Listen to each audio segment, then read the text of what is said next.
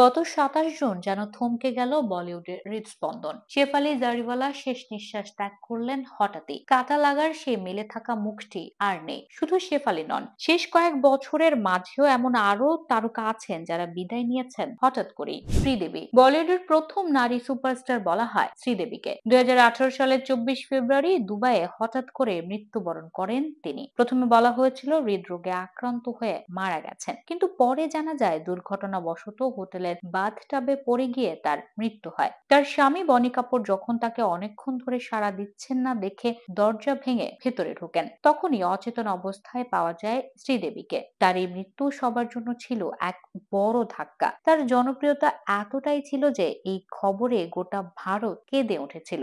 সুশান্ত সিং রাজপুত বলিউডের তরুণ অভিনেতাদের মধ্যে সবচেয়ে প্রতিশ্রুতিশীল ছিলেন সুশান্ত। মাত্র কয়েক বছরের মধ্যে কাই পোচে, এম এস ধোনি, ছিচুরের মতো ছবিতে দারুণ অভিনয় করে দর্শকদের মন জয় করেছিলেন। কিন্তু ২০২০ সালের ১৪ জুন হঠাৎ করেই খবর আসে মুম্বাইয়ের নিজের ফ্ল্যাটে অবস্থায় পাওয়া গেছে তাকে। মাত্র ৩৪ বছর বয়সেই মৃত্যু সবার মনে বড় ধরনের ধাক্কা দেয়। পুলিশ বলেছিল এটা, তবে অনেকে বিশ্বাস করতে পারেনি। সিদ্ধার্থ শুক্লা টেলিভিশন থেকে বলিউড সব জায়গাতে জনপ্রিয় ছিলেন। সিদ্ধার্থ শুক্লা বিশেষ করে বালিকা বধূ সিরিয়ালের জন্য তিনি ঘরে ঘরে পরিচিত ছিলেন। ২০২১ সালে ২ সেপ্টেম্বর মাত্র ৪০ বছর বয়সে হৃদরোগে আক্রান্ত হয়ে মারা যান তিনি। আগের রাতে ওষুধ খেয়েছিলেন, তারপর অসুস্থতা বাড়ে। সকালে তার মা ঘুম থেকে ডাকার চেষ্টা করলে কোনো সাড়া না পেয়ে তাকে হাসপাতালে নিয়ে যাওয়া হয়, কিন্তু ততক্ষণে সব শেষ। তার শেষকৃত্যে অনেক তারকা উপস্থিত ছিলেন। রাস্তায় ভক্তদের ভিড় ছিল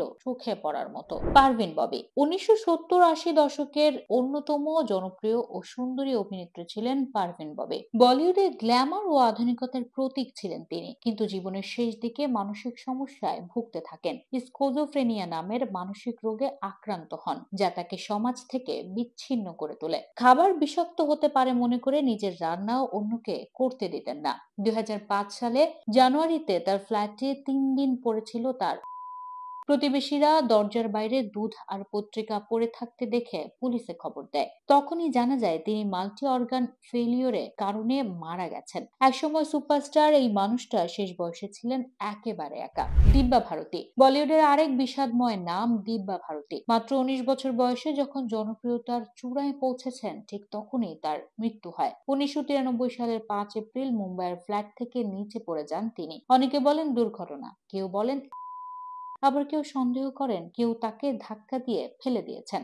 আজও দিব্যার মৃত্যু ঘিরে রহস্য রয়ে গেছে। তার সম্ভাবনাময় জীবন এমন ভাবে থেমে যাবে কেউ কল্পনাও করেননি। কে কৃষ্ণকুমার কুন্নাথ কে ছিলেন বলিউডের প্রিয় কণ্ঠশিল্পীদের একজন। আঁখো মে তেরি, তু হি মেরি সব হে এর মতো অসংখ্য জনপ্রিয় গান গেয়ে শ্রোতাদের হৃদয় ছুঁয়েছেন তিনি। ২০২২ সালের ৩১ মে কলকাতার একটি কনসার্টে অংশ নেওয়ার পর হোটেলে ফিরে হঠাৎ অসুস্থ হয়ে পড়েন। হাসপাতালে নেয়ার আগেই তিনি মারা যান। তার বয়স ছিল মাত্র ৫৩ বছর।